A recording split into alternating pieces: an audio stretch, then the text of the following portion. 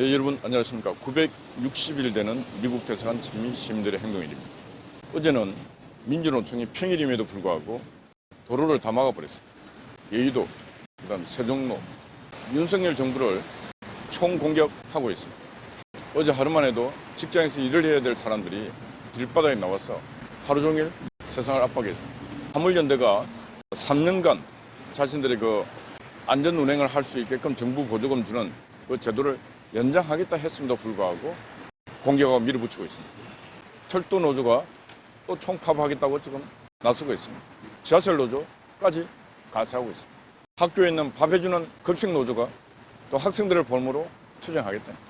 직장 내 차별을 없애라는 것입니다. 이 세상에 차별을 원하지 않는 자들은 하늘나라 가야 됩니다.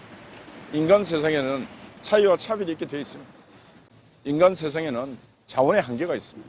한계적 자원을 갖고 차이와 차별이 있게끔 어떻게 분류하고 하는가, 그게 인간들에게 지어진 숙제임에도 불구하고 차별을 없애라, 차이를 없애라 떠들고 있습니다. 애시당초 무상급식을 할 때 지금 같은 정치 세력들, 이념 세력들, 저런 세력들이 조직화되어서 하는 무상급식은 해서는 안 되는 것이었습니다. 친환경 무상급식 이 정도 했으면 되는데 직영이라고 붙여가고 학교에서 그냥 무조건 하게끔 만들었습니다. 대한민국의 급식 케이터링 시스템이 아주 잘 되어 있음에도 불구하고 그런 기업들이 들어와서 아이들에게 급식을 주는 그런 시스템을 다 배제시키면서 자신들 패거리를 그냥 떼거리를 넣어갖고 늘 매년 아이들을 볼모로 가을이 되면은 이렇게 급식 진정을 보고 있습니다.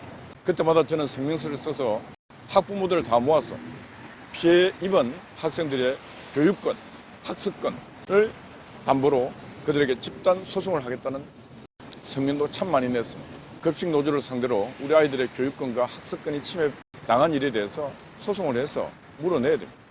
그런데 문제는 이런 걸 집행할 수 있는 공권력이 너무나 취약하다는 것입니다. 지금 윤석열 정부가 권력을 잡고 난 뒤에 맞고 있는 파도는 삼각 파도를 넘어서 사방 전면 파도를 맞고 있습니다. 전면이 몰아칩니다. 윤석열 무너지라고, 윤석열 퇴진하라고 몰아칩니다.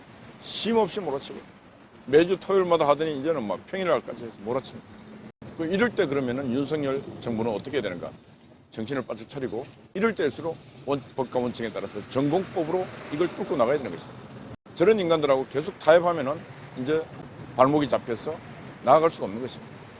지금 민주당 같은 경우는 이제 이재명 하나만 남았습니다. 이재명의 수하들, 이재명의 경제 공동체, 범죄 공동체들은 감옥을 다 갔습니다. 정진상이도 가고 김용도 가고 다 가고 먼저 감옥 갔던 자들은 이제 감옥 밖을 나오면서부터 시작해서 폭로전이 아주 가열되고 있습니다. 김만배가 이제 몸통이 내일인가 또 출소한다고 합니다. 김만배가 나와서 한 말 딱 정확하게 떠들면 이제 끝장이 나는데 김만배 해야 됩니다. 왜? 법정 판결 받고 내가 몸통이다 하면 자기가 모든 책임을 지고 감옥에서 감옥살이 해야 되는데 아니잖아요. 이재명의 결재권자인데 어떻게 김만배가 몸통이 될 수 있습니까? 상식도 아니요. 뭐 이론적으로도 안 맞고 궤변을 해도 안 맞아요. 대장동, 위례, 성남FC부터 모든 사건의 몸통은 이재명이었다. 근데 왜 이재명은 그런 악의 몸통이 되었는가? 이재명의 인생 자체가 그냥 막합한 인생을 살아서 그렇습니다. 인생을 살면서 모든 인간들은 죄를 짓고 살아갑니다. 실수하며 살아갑니다. 그러나 그 죄를 짓고 실수하고 바로 악을 행하더라도 그게 지속되면 안 되는 것입니다. 반성하고 후회해야 되는데 이재명은 계속했습니다. 내가 가난하고 내가 힘들었으니까 이 세상 한번 바꿔보자 하고 밀어붙였는데 그 밀어붙인 결과가 대통령까지 가는 반열에 오르고 했는데 문제는 이재명 인생의 종말의 심판의 시간이 이재명에 왔는 것입니다. 왜? 너무 많은 죄를 지었습니다. 조직 폭력배들하고 관계, 어마어마한 돈들의 그 늪 속에서 헤어나지 못하고 자기와 함께 했던 사람들 나는 모르는 사람이라고 거짓말하면서 거짓말을 한 번, 두 번 하면 될 줄 알았어요. 총각이라고 해갖고 남의 여자 집에 가갖고 돈 한 푼 안 내고 도부살이하고 이재명의 인생은 일반적인 사람의 인생이 아니고 아주 특수한 삶을 살았습니다. 그것도 특수한 삶은 뭐 테레사 수녀 같은 삶이라고 안중근 의사 같은 삶이라고 이런 게 아니고 이재명의 삶은 김일성이, 김정은이, 김정일이 이게 악의 축의 악인이라는데 그들보다 더한 악인 같아요. 악인. 어떻게 저런 인생을 세상에 태어나서 살 수 있는가? 그 저거 형수한테 욕하는 거 봤잖아요. 어떻게 인간의 탈을 쓰고 아무리 뚫린 입이라고 그 혓바닥이 내 혀라고 하더라도 자기 친형수한테 어떻게 그렇게 쌍욕을 할 수 있겠습니까? 그런 인간이 지금 대한민국 어전서열 8위래요. 8위. 국빈이 오고 뭐 어디 행사장에 가고 하더라도 어전서열 8위가 이재명이랍니다. 이재명. 말이 됩니까 여러분? 저런 인간을 우리 국민이 세금을 내서 어전서열 8위에 대우를 해야 되는 게 말이 안 되지 않습니까? 이 말이 안 되니까 스텝이 꼬이고 말이 안 되니까 지금 이재명이가 백척간두에서 죽느냐 사느냐 속에서 지금 이재명이가 잠도 안 오는데 잠도. 요즘 이재명이 얼굴 보니까 살이 빠져서 막 빼짝 말라 있어요. 그래서 요즘 보니까 또 민주당 이재명을 따르던 의원들도 지금 이래가다 당이 분열될 뿐만 아니고 내년 후년이나 배지 달아야 되는데 이제 국민들이 과연 우리 거짓말당 사기치고 하는 이 당에 반성 없는 이 당에 표를 줄 것인가 위기가 서서히 오고 있습니다. 이 위기를 어떻게 극복할 것인가 해갖고 쓰는 방안이 지금 매주 토요일마다 밀어붙여갖고 정치적 공세하는 부분인데 해봤자 별로 통하는 게 없습니다. 국민들의 반응도 별로 없고 여기 남대문에서 해갖고 저 용산으로 행진해봤자 서울역 넘어서는 순간부터 암흑입니다. 암흑. 바라보는 국민도 없어요. 구경하는 국민도 없어요. 박수 쳐주는 국민도 없어요. 그런 암흑의 블랙홀 속으로 계속 촛불 들고 빠져들고 있어요. 제가 이제 박원순이가 여기 이제 강화문 광장 800억 정도 해갖고 만들고 할 때, 야, 지금 국민의 세금을 갖고 저 미친 짓을 했는데 결과론적으로 보면 참 잘했다. 여기서 이제 집회가 없어졌어요. 강화문 광장에서는 집회를 안 하고 하니까 국가적으로는 참 잘된 일이다. 800억 들은 가치를 바라고 있다. 그런 생각이 듭니다. 붉은 악마가 여기서 이제 또 응원을 하겠다 그러는데 응원해도 좋은데 이태원 참사 이후에 저는 이전도 그랬지만은 이후도 그렇고 우리 국민들이 과연 시민의식이 있는가? 질서의식이 있는가? 가슴에 손을 얹고 각자가 한번 물어봐야 돼요. 시민의식이라고는 없어요. 지하철을 타도 지하철 안에서 왔다 갔다 해도 우측 통행하라고 해도 안 해. 지멋대로. 지하철 안에 매일 소리 지르고 매일 싸워요. 지하철 타는 시민도 문제지만 지하철을 운영하는 인간들도 문제예요. 완전히 콩나물 시루보다 다 합니다. 사람을 심쫙 쑤시는듯 쑤시나가고 타고 가래. 그것도 한두 해가 아닙니다. 한두 해. 제가 9호선을 타는데 처음 만들어서 지금까지 심쫙 쑤시 아침에 출근합니다. 탈 수밖에 없는 우리 시민들도 힘들지만은 그걸 지켜보고 있으면서도 불구하고 박원순이하고 오세훈이하고 뭘 하고 있는지 모르겠어요. 열짝 한 양씩만 더 느려도 그렇지는 않을 겁니다. 그리고 지하철 안에 언제 사고 날지 모르는데 맨날 전작년인가 하는 그 장애인들 그들의 투쟁은 완전 정치 투쟁. 뭔가 시대 칭송 박수 치고 칭찬해 줄만한 그런 것들은 눈에 별로 보이는 게 없어요. 어제는 민주사회를 위한 변호사 모임 민변. 제가 늘 그러지 않습니까? 민주라고 이름 붙인 놈들 그거는 민주를 빼고 공산 딱 붙이면 딱 맞다니까. 공산사회를 위한 변호사 모임. 그래서 어제 그 이태원 참사 거기에 한 30 몇 분의 유가족들을 모시고 기자회견을 했는데 가관입니다. 가관. 억울하죠. 자식들이 죽은 거는. 그런데 세상의 모든 것은 상식에 출발해요. 상식으로 뭐냐면은 이태원 참사가 일어나는 일은 너무나 많은 군중들이 모여서 일어난 1차 압사입니다. 압사. 자, 그런데 그것도 무질서에 압사죠. 근데 문제는 공공기관, 공권력 이런 대형 사고가 일어나리라고 예측을 못한 예측의 빈곤으로 인한 결과다. 참사다. 이 예측을 못한 것에 대해서 누구에게 책임을 물어야 돼요. 용산경찰서장, 소방서장, 뭐 모든 사람, 이태원 파출소 뭐 이런 사람들이 대형 참사가 일어날 것을 예측하고 그런 걸 못했다면은 그건 처벌받아야 돼요. 어떻게 그런 예측이 그렇게 큰 참사가 일어나리라 예측을 했겠습니까? 못했잖아요. 그런데 마치 또 만년사장을 시작합니다. 156명인가 중에 쓰는 뭐. 근데 그 중에 어떤 엄마는 뭐 1조 원을 줘도 나는 뭐 이렇게 동의 못하고 대통령이 사과해야 된다. 말이 안 되는 말을 공공연하게 모든 언론들이 다 중계를 하고 있습니다. 내 자식 죽은 건 아프지. 아프지만은 어떻게 그런 말을 합니까? 1조 원을 줘도 나는 동의할 수 없고 그게 대통령이 사과라고. 아니 대통령이 얼마나 분향소 다니면서 분향소 매일매일 사과를 얼마나 했어요. 고개 숙이고. 그 모여가지고 대통령 사과하는 소리 뭐예요? 그 다음 수순은 정치적 수순 아니에요? 어떻게 그런 짓들을 참사가 일어날 때마다 반복해서 하고 있습니다. 갈등이 있는 곳에 더 큰 갈등을 조장해서 거기서 정치적인 이득, 경제적 이득을 보려고 하는 자들이 또 그런 짓을 하고 있는 것입니다. 아이들이 하늘나라 가 있지만은 가서 이 세상을 보면서 아이들이 하는 말에 상식적으로 보면 다 들립니다. 엄마, 아빠, 할아버지, 할머니 우리가 그곳에 갔지만은 왜 그런 좀 질서 같은 이런 것도 좀 왜 좀 안 잡아줬냐. 아이들은 그런 말 하고 있습니다. 근데 아이들 자체도 유치원 때부터 학교, 초등학교, 중학교, 고등학교 다니고 할 때까지 이 질서 교육을 전혀 받지도 않았어요. 학교 선생님이 가르치지 않았어요. 정교조 선생들이 아이들 기본을 가르치니까 뭘 가르칩니까? 유치원 선생이 아이들 기본을 가르치면 뭐예요? 외국 나가면은 독일이든 일본이든 유치원 딱 가면 제일 먼저 가르치는 게 질서 교육 가르쳐요. 우리는 아이들 가면 제일 먼저 한 몇 해 있으면 글자 교육 가르쳐요. 이게 한국과 선진국의 차이입니다. 질서 교육을 가르치고 그래서 기본을 가르쳐 놓고 글자를 가르치는데 우리는 거꾸로 하고 있어요. 우리는 글자 교육 먼저 가르치고는 질서 교육은 가르치지도 않습니다.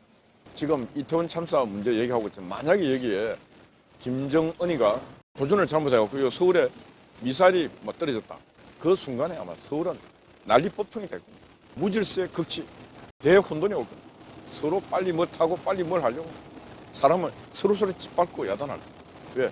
한 번도 그런 체계적인 훈련과 체계적인 질서 교육을 받아본 적이 없기 때문에 나만 살자 집만 사는 게 아니라 같이 죽는 길이 질서를 지키는 것은 바로 함께 사는 길인데도 불구하고 공생할 수 있는 그걸 아무도 안 가르치고 있습니다. 학교 교사라고 하는 인간들이 그걸 다 방지하고 있는 것입니다. 그 한국 사회에 어떻게 해야 됩니까? 제가 이태원 참사가 일어났을 때 제일 먼저 해야 될 게 바로 교육당국이 이제부터라도 교육을 우리 바로 하겠습니다. 질서 교육 바로 하겠습니다. 이런 거 해야 되는데 그런 소리는 없잖아요. 세월호 참사가 일어났을 때도 그 안전 수칙과 매뉴얼이 있으면 아이들이 저만큼 안 죽었어요. 배가 기울어서 침몰할 때 그러면 그 배 안에 가만히 있어야 되는가 아니면 탈출하기 위해서 노력해야 되는가 아무도 없었잖아요. 아이들이 배 속에서 기다리라는 가만히 있다가 그냥 아이들이 죽어버리는 거 아니에요.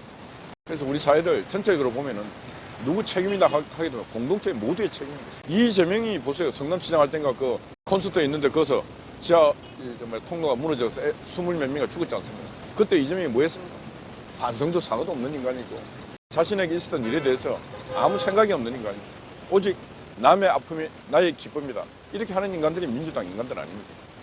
그래서 우리 사회가 하루속히 아픔 참사를 갖고 밥벌이하고 이득 보려고 하는 자들 진짜 언젠가 반드시 불의 심판, 하늘의 심판을 받는 날이 온다는 것을 명심해야 됩니다. 세상은 뿌린 대로 거둡니다.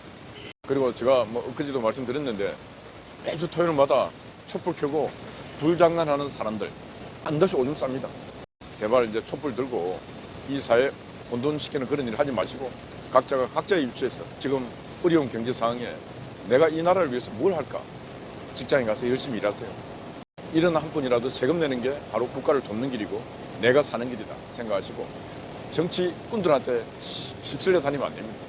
지금 대한민국 정치판은 완전 전 세계 최악의 저질 정치 포르노 물들 양산하고 있습니다. 지금 정치인들은 다 포르노를 배우들입니다. 정치 포르노. 그리고 그걸 퍼나르고 있는 중계하고 있는 기자들, 언론인들 이건 바로 포르노 제작자들이 공범들입니다. 공범. 악의 공범이 되지 마시고 선을 쌓는 그런 선업의 사람들이 돼야 된다. 그런 말씀 드립니다. 그럼에도 불구하고 지금 저 악의 세력들을 해적하는 사람이 있어야 된다. 그래서 국민의힘당과 윤석열 용사는 그냥 가만 구경하고 있어야 될 게 아니고 뭔가 고민을 깊이 하고 그것도 속도 있게 하고 대책도 빨리 냈어야 됩니다. 저들이 4만 명, 10만 명 만들어낸 10만 명이면 쉽게 사단 대단한 군대입니다. 할 때 여기서 병력도 자기 병력이 없어요. 윤석열과 국민의힘당을 지지하는 병력이 없다. 그러니까 병력을 빨리 만들어서 기본각은 세워야 된다. 기본각은. 그게 전쟁의 기본이고 전투의 기본입니다. 기본각을 못 세우면 이 전쟁에 지는 것입니다. 반드시 현장감 있고 현실성 있는 사람들, 현장을 잘 아는 사람들과 함께 하시고 그들에게 자문을 구하시면 대응법이 생긴다. 이런 말씀을 제가 드리는데 하여튼 답답합니다. 내일은 우리 오후 2시에 삼성전자 강남 사옥에 가서 MBC 광고 중단 촉구 집회가 있습니다. 2차 집회입니다. 내일 시간 되시는 분들은 많이 오셔갖고 좀 우리의 뜻이 삼성에 전달되고 삼성은 그 뜻을 MBC에 전달해서 광고를 하루속히 8시 15광고 중단하는 그날이 오기를 소망합니다. 그래야 MBC가 그날이 돼야 MBC가 사는 날입니다. MBC의 건강한 사람들이 MBC를 운영해 갈 수 있는 그날을 위해서 우리가 노력해야 된다. 그리고 MBC는 완전 민영을 해야 돼요. 민간인들이 운영해서 시장경제의 법칙에 따라서 자본이 흐르고 그 시스템이 돌 수 있게끔 해야 된다. 국가가 주는 공적 혜택을 받아서 움직이는 모든 언론들은 제가 볼 때는 중단시켜야 됩니다. KBS도 중단시켜야 되고, 그래도 KBS도 직원들이 다 자기들이 민영화시켜서 자기 노력으로 땀 흘린 만큼 가져갈 수 있게끔 만들어줘야 됩니다. 왜 그러냐면은 공적 기능이 다 무너졌어요. 그렇기 때문에 그런 일을 해야 된다. 그런 말씀 드립니다. YTN도 그렇고 연합도 그렇고 다 똑같습니다. 국가가 주는 세금으로 그 새끼들이 공적인 역할을 안 해요. 공적 인식이 없어요. 그렇기 때문에 사적 시장에서 저들이 땀 흘린 만큼 살아남을 수 있게끔 해주는 게 바로 그게 시장의 법칙이고 그게 바로 민주주의의 원칙입니다. 어젯밤 우리 또 한각희님이 밤을 새워서 밤을 지켰습니다. 6.19 변함없이 밤을 지켰습니다. 우리 또 아침 일찍 우리 애국 어머니께서 오셔갖고 아침 건물을 시작했습니다. 함께 하시는 여러분들 오늘 하루도 하여튼 축복받는 하루가 되시기 바랍니다. 파이팅입니다. 감사합니다.